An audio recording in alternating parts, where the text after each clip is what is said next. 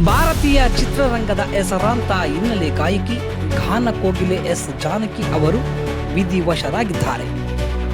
ವಯಸ್ಸಹಜ ಅನಾರೋಗ್ಯದಿಂದ ಬಳಲುತ್ತಿದ್ದ ಅವರನ್ನ ಮೈಸೂರಿನ ಅಪೋಲೋ ಆಸ್ಪತ್ರೆಗೆ ದಾಖಲಿಸಲಾಗಿತ್ತು. ಚಿಕಿತ್ಸೆ ಫಲಕಾರಿಯಾಗದೆ ಅವರು ಇಂದು ಕೊನೆ ಉಸಿರು ಎಳೆದಿದ್ದಾರೆ. ಅವರ ನಿಧನದಿಂದ ಭಾರತೀಯ ಸಂಗೀತ ಲೋಕಕ್ಕೆ ತುಂಬಲಾರದಷ್ಟು ನಷ್ಟ ಉಂಟಾಗಿದೆ. 1938 ಏಪ್ರಿಲ್ 23ರಂದು ಜನಿಸಿದ ಎಸ್ ಜಾನಕಿ ಅವರು ಕೇವಲ 19ನೇ ವಯಸ್ಸಿನಲ್ಲಿ 1957ರಲ್ಲಿ ಬಿಡುಗಡೆಗೊಂಡ ತಮಿಳು ಚಿತ್ರ ವಿಧಿಯನ್ ವಿಲೈಟು ಚಿತ್ರದ ಮೂಲಕ ಹಿನ್ನೆಲೆ ಗಾಯನ ಆರಂಭಿಸಿದರು. ಮೊದಲ ವರ್ಷದಲ್ಲಿ 6 ಭಾಷೆಗಳಲ್ಲಿ ಹಾಡುಗಳನ್ನು ಹಾಡುವ ಮೂಲಕ ತಮ್ಮ ಪ್ರತಿಭೆಯನ್ನು ಸಾಬೀತುಪಡಿಸಿದರು. ಅವರ ಗಾಯನ ವೃತ್ತಿ 60 ವರ್ಷಗಳಿಗೂ ಹೆಚ್ಚು ಕಾಲ ಮುಂದುವರೆದಿತ್ತು.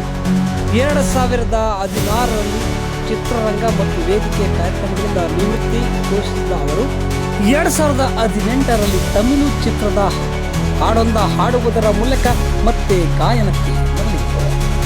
ಎಸ್ ಜಾನಕಿ ಅವರು ತೆಲುಗು, ತಮಿಳು, ಕನ್ನಡ, ಮಲಯಾಳು, ಹಿಂದಿ, ಸಂಸ್ಕೃತಿ, ಒಡಿಯಾ, ತುಳು, ಉರ್ದು, ಪಂಜಾಬಿ, ಬಂಗಾಳಿ, ಕೊಂಕಣಿ ಸೇರಿದಂತೆ ಹಲವು ಭಾಷೆಗಳಲ್ಲಿ ಹಾಡಿದ್ದಾರೆ.